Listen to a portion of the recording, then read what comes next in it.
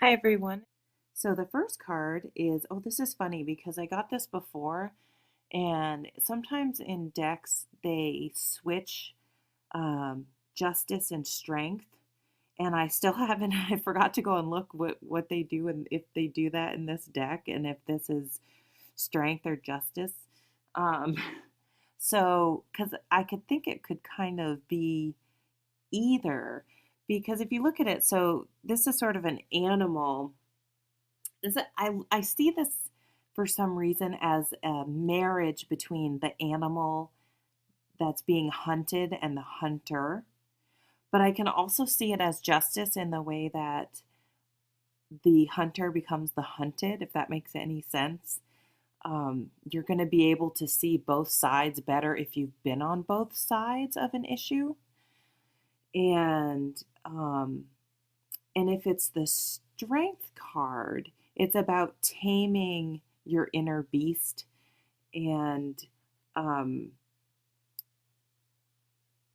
and more about it is the strength card is not a physical show of strength, but it's about inner strength and having being able to weather stuff without becoming unglued or upset, and that's so hard. I don't know about you, but I struggle with this with my son. It's like, why does he act this way? But I don't, I know most adults can't maintain their composure all the time. So it's an extremely difficult um, thing to cultivate and to be consistent with. So let's see what the next card is and see if we can get an idea for how this is playing in. Oh, so this is an interesting card to get on Thanksgiving week here. It's the Ten of Stones, which is the Ten of Pentacles in a more traditional deck. So, and it says home. And for me, a lot of people read Pentacles as money and wealth and things like that. But I like the word home because it doesn't say house. So it's not the physical structure, but it's home.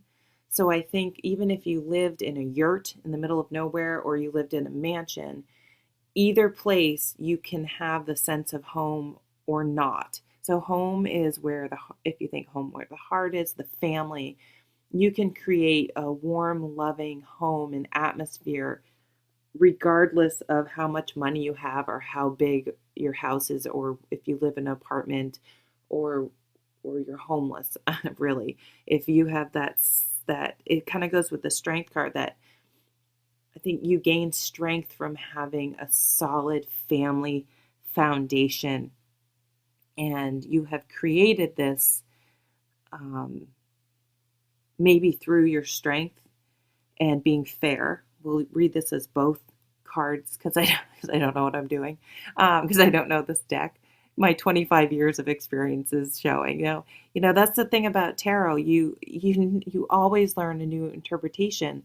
With this deck, the Queen of Cups is a salmon, and I was kind of thinking, okay, salmon, it's a fish, so that makes sense. Cups, water, emotion, fish. And I did a reading for a friend, and she said, well, salmon swim upstream. And it was like, I'm sure everyone knew that, but I never didn't think about it. And I was like, okay, mind blown. Like, just completely changed my perception of the Queen of Cups, um, in reading sort of a challenging aspect of her. So that's what I love about the tarot. I don't think you ever stop learning and discovering new ways to interpret the cards and then new ways to fit them all together. So I think it's really fun. Um, so let's just, that I got off on a tangent, let's go to the next card. Oh, the Two of Cups. Wow. I'm liking this reading. So the Two of Cups, or the two vessels in this, or the Two of Cups in a traditional deck. It's called attraction is the key word on this deck. Um, so this is all about, it can be romantic love. It can be any union where people come together in a beneficial way. And for, if you think about, traditional romantic or even non-traditional romantic relationships, not always, but often a child is born, comes out of that relationship.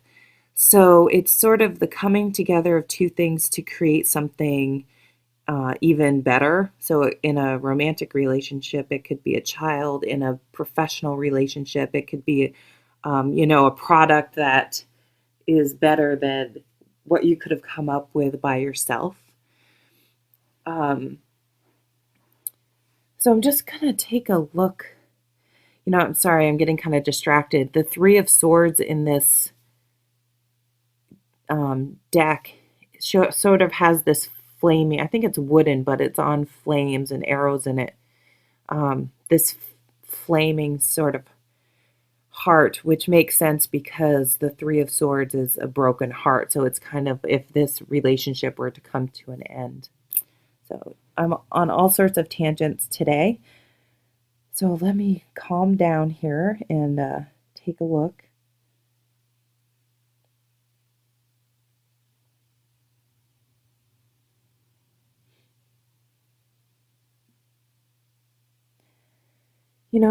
Nothing's really jumping out at me as like the main card. So a lot of times I tend to read the middle card as the more significant one and the card on either side as a more supporting one. So if I stick with that and not let myself get scattered anymore, I mean, the elements that go into making a home, I think, are self mastery, which is really the strength card, and justice, which is fairness. I like that he has the tree of life here, and there's a tree here too. And we also have horns on each of these. These are both these people. But to really make a good home, you need this strength, and of course, you don't always need a partner, but you need. If you're alone, I mean, you can still have a home, but it's not quite the same as having a home when you have more than one person in it. You do need this to sort of come together with someone else to make something better than you could have done just by yourself. So if you're looking at this as family, that would make sense. So I think this is just a really nice reading for the holiday, for Thanksgiving, to remember what really